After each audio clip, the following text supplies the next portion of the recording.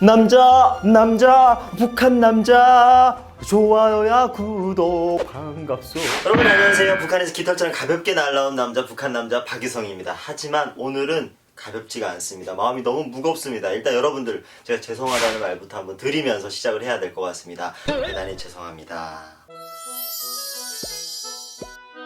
너무 뜬금없지만 사실 얘기 들어보면 아니에요. 왜냐? 김정은 정권이 들어서 나서부터 한국에 왔다가 다시 북한으로 간 사람이 무려 29명. 마지막 29명째가 누구냐? 얼마 전에 있었던 그 김씨 아시죠 여러분들? 그 나쁜 놈이에요.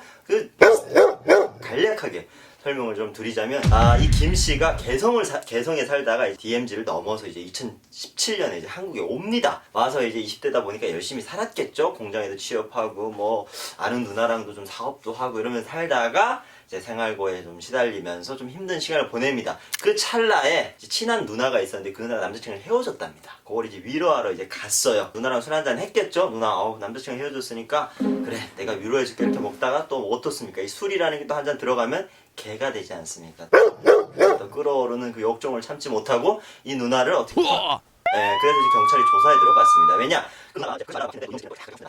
이제 경찰에서 불구속 입건을 해가지고 조사를 하다가 하는 도중에 이놈의 자식이 본인이 이렇게 해를 깊인 누나한테 가가지고 협박을 합니다. 누나!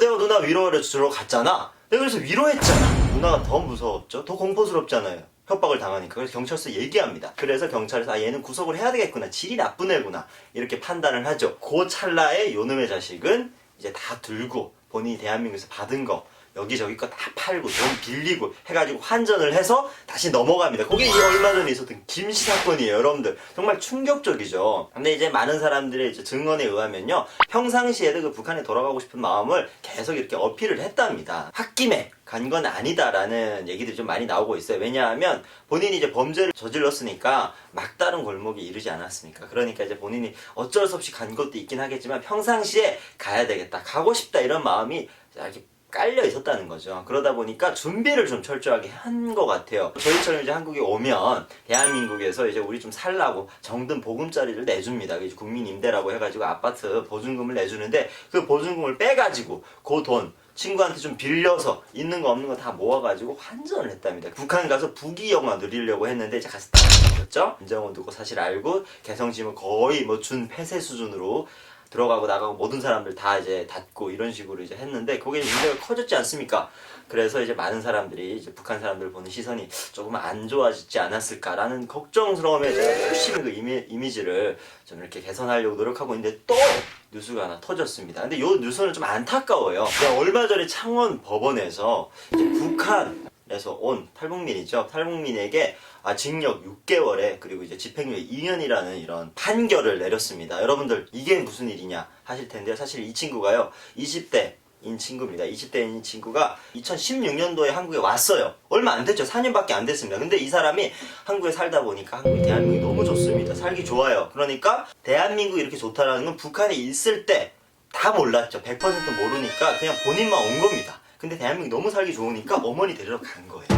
근데 어떻게 데려오냐? 많은 사람들이 중국에 가가지고 이제 북한에 있는 가족한테 연락을 합니다. 연락을 본인이 직접 할 수 있냐? 그게 아니라 이제 브로커가 있어요. 중간에 연결해주는 사람이 있는데 그 사람한테 연락을 했더니 요즘에 북한이 너무 삼엄하다. 김정은 정권이 들어와서 엄청 다 닫아매고 있고 심지어 코로나 터져가지고 지금 난리도 아닌데 국경 거의 폐쇄. 아예 그냥 닫아매고 있으니까 엄마 못 데려오겠다 이렇게 된 거예요. 그러니까 이 사람이 중국에 가서 기다리다가 그러다가 어머니를 데려오겠다라는 마음으로 중국에서 북한으로 넘어갑니다. 불법으로 이제 국경을 넘은 거죠. 그래가지고 해산시에 있는 할머니 집에 숨어 있다가 그러다가 이제 어머니가 보위부에 잡혔다라는 가슴 아픈 그런 소식을 접해 듣고 마냥 기다릴 수 없으니까 다시 한국에 왔습니다. 그래서 이 사건은 지금 이 사람이 올해 5월 달에 이렇게 일어난 사건이에요. 근데 좀 너무 신기한 게 지금 5월이면 한창 코로나 대유행으로 정말 세계가 들썩들썩 할 텐데 이 사람은 그걸 노린 것 같아요. 등잔 밑이 어둡다고 다들 그 코로나 때문에 신경이 그쪽으로 가 있을 때 이 사람은 이제 어머니를 데리러 갔다 왔는데 가슴 아프게도 정말 안타깝게도 어머니를 데려오지 못하고 또 이렇게 국가의 어떤 법을 이제 정해진 법이 있는데 그걸 어겼다는 이유로 이렇게 처벌을 받은 게 아닌가 싶어서 너무 안타깝고 또 많은 사람들한테 심려를 끼쳐드린 것 같아서 제가 또 너무 죄송합니다. 사실 가슴이 많이 좀 아파요. 왜냐? 이게 사실 어머니 데리러 간 건데 불법이죠, 여러분들. 우리가 다 이제 해외에 갈 때는 여권 들고, 특히나 이제 중국 같은 데 갈 때는 이제 공산국가이기 때문에 비자를 무조건 받아가지고 가야 됩니다. 북한 갈 때 어떻게 갈 수 있냐? 못 가죠. 하지만 만약에 간다고 하면 통일부 장관의 승인을 받아가서 가야 됩니다. 그래서 이제 뭐 민간 교류라든지 뭐 정치적으로 이제 왔다 갔다 하시는 분들은 통일부 장관의 승인을 받고 가는 거예요. 이 사람은 그걸 안 받고 간 거죠. 자기 이제 혼자 극단적인 어떤 선택으로 인해서 이제 간 겁니다. 조금은 가슴이 아픈데 여러분들 이런 사례가 한두 번이 아닙니다. 2011년 김정은이 정권을 쥐고 나서 북한을 들어갔다 라는 사람들이 통일부의 이제 공식 입장에 따르면 29명에 달합니다. 얼마 전에 있었던 김씨까지. 이런 사람들은 고향을 그리워서 뭐 여러 가지 다양한 이유들이 있겠죠.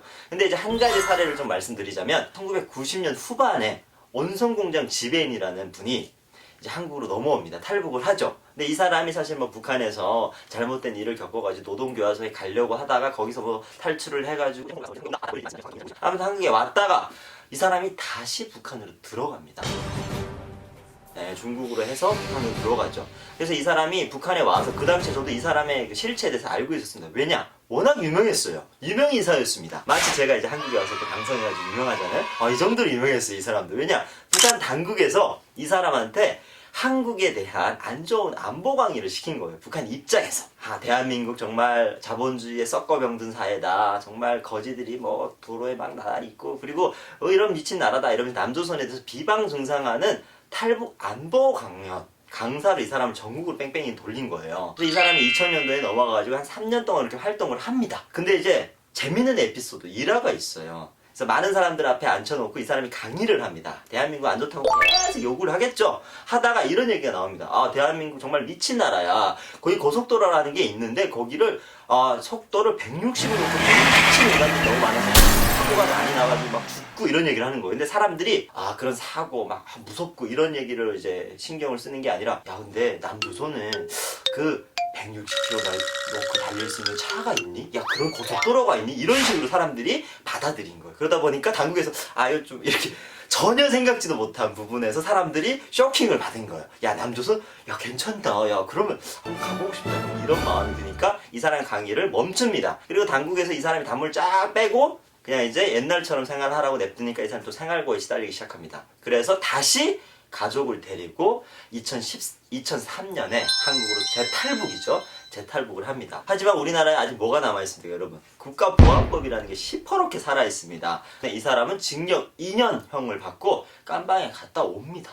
이분이 이제 시사저널과 같이 인터뷰를 한 내용이 있어요. 그 내용을 바탕으로 제가 이렇게 설명을 드립니다. 자, 북한으로 돌아간 수많은 지금까지 뭐 통계에 잡히는 사람들이 있죠. 이런 사람들은 북한에 가가지고 기존과 똑같은 삶을 살 수 있냐? 저는 그렇지 않다라고 생각합니다. 항상 북한 당국의 감시와 이용을 하다가 단물 딱 빼고 이제 쓱 보내버리고.